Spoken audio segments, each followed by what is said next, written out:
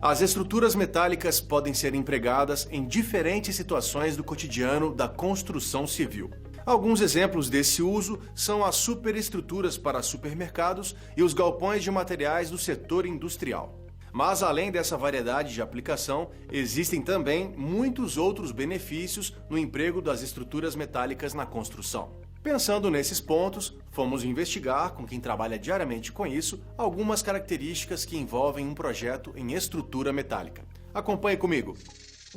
São muitos os desafios de quem vai elaborar um projeto em estruturas metálicas, mas para começar a trabalhar com isso, o profissional da área precisa ter atenção à especificação correta do material a ser usado e o tipo de solda a ser adotada, além de ter conhecimento físico-matemático. A primeira coisa importante quando a gente desenvolve o projeto é a especificação de materiais. Então, materiais para perfis laminados, soldados ou em chapa dobrada, e especificação dos tipos de solda a adotar. Isso do ponto de vista das especificações de projeto. Também é importante que o projeto oriente minimamente sobre a questão da proteção da estrutura. Alguma recomendação para pintura ou uma indicação de classe de corrosividade, além de conhecimento físico-matemático do material que a gente quer empregar e, atualmente, de softwares. Quando falamos em obra em aço, na hora da fabricação e montagem dos projetos, deve-se ter atenção quanto à durabilidade da estrutura metálica. Em obra, é muito importante que a fabricação e a montagem atentem para questões de durabilidade, então que a estrutura possa ser pintada ou eventualmente galvanizada, com alguns pequenos retrabalhos em obra, isso normalmente acontece, e a vedação de extremidades de perfis fechados. Então, durante a execução, os cuidados com durabilidade são muito importantes. Um projeto de fabricação bem detalhado e uma montagem bem programada diminui, inclusive, o uso de materiais extras. Por isso, a adequação geométrica faz toda a diferença nesse caso. O rigor geométrico com a obra, e as possibilidades de montagem minimizam demais retrabalhos de campo, porque são trabalhos.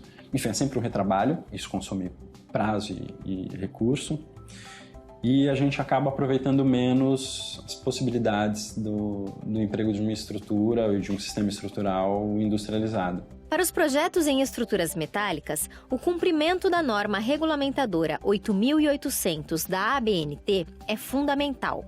A versão mais antiga é de 1986, que foi editada em 2008 e passa novamente por um outro processo de atualização. A gente atualmente está trabalhando na revisão da norma 8.800 e a ideia é que ao final do trabalho, no trabalho que já está sendo desenvolvido há quase 2 anos, a gente tem uma norma no mesmo patamar ou tão boa quanto as principais normas estrangeiras.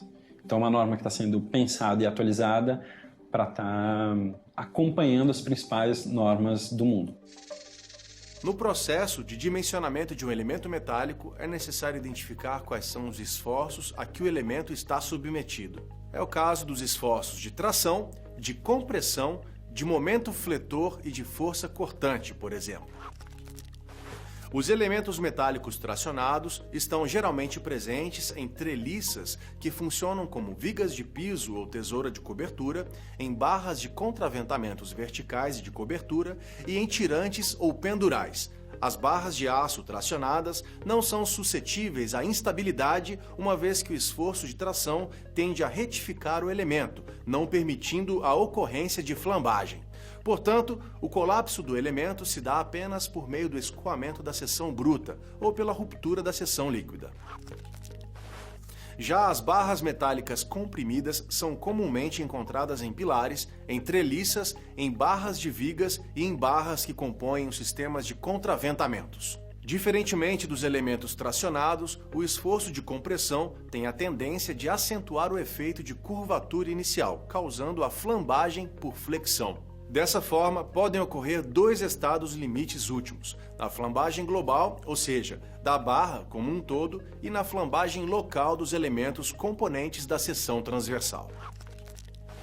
Os elementos metálicos submetidos à flexão simples são comumente encontrados nos elementos das vigas. O dimensionamento das vigas fletidas é realizado por meio da verificação do estado limite último quanto ao momento fletor e à força cortante.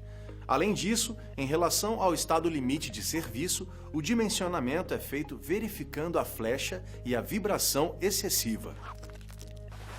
Por essa razão, a verificação da capacidade resistente do elemento que será utilizado na estrutura é de extrema importância. É comum, inclusive, os engenheiros utilizarem fatores de majoração para aumentar a segurança no dimensionamento das estruturas. No entanto, é igualmente importante que se tenha uma estrutura leve e economicamente viável. Por isso, ao se aprofundar no assunto, você estará se preparando para enfrentar esses desafios.